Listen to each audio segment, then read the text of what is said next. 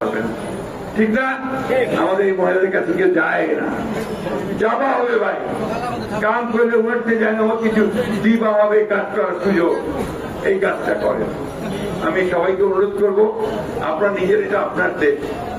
ওই যে তারেক সাহেব আমাদের একটা স্লোগান দিছে না, করবো কাজ করবো দেশ সবার আগে। এটা খুব অর্থবহ।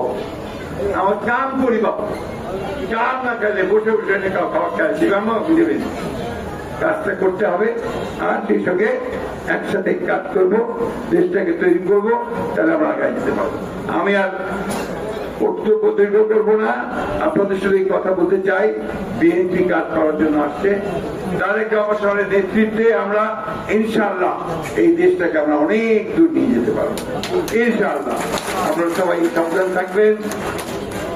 মিথ্যা প্রচারণা আর খালি মোবাইলটা থেকে এখানে কাম করবেন, ওইটা অনেক মিথ্যা কথা পায়, অনেক মিথ্যা কথা, ওগুলো বিশ্বাস করবেন না।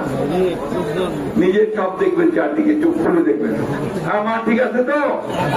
আর আমাদের হিন্দু সম্প্রদায়ের ভাই বোনেরা, তারা আমাদেরকে অনেক সাহায্য করছে, অনেক করছে, ঠিক না? কে তারা যাদের কথা করেন না কেন? ঠিক তো? হ্যাঁ, এইটা হচ্ছে বাস্তবতা। তাদেরকে সঙ্গে নিয়ে, তাদেরকে দলের মধ্যে রাখবেন, তাদেরকে সামনে রাখবেন, তাদের সঙ্গে ভাই ভাইয়ের সম্পর্ক নিয়ে আগাবেন। আপনারা একটা উজ্জ্বল দৃষ্টান্ত তৈরি করবেন। বাংলাদেশের আত্মাটা ওই জায়গায়, এখানে ধর্মে ধর্মে বিভক্ত নাই। এটা আমার সোল, এটাই আমার আত্মা, ওটাকে আমাদের রক্ষা করতে হবে ভাই।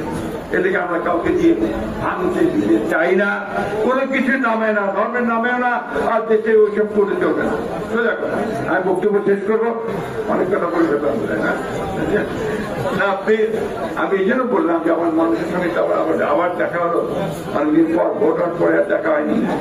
এরপরে ইনশাআল্লাহ আপনাদের রায়পুরে আমি চাই যে আপনাদের বিএনপির নেতারা যেন ঠিক রাস্তায় চলে, একদম রাস্তা সিধা হওয়া হবে।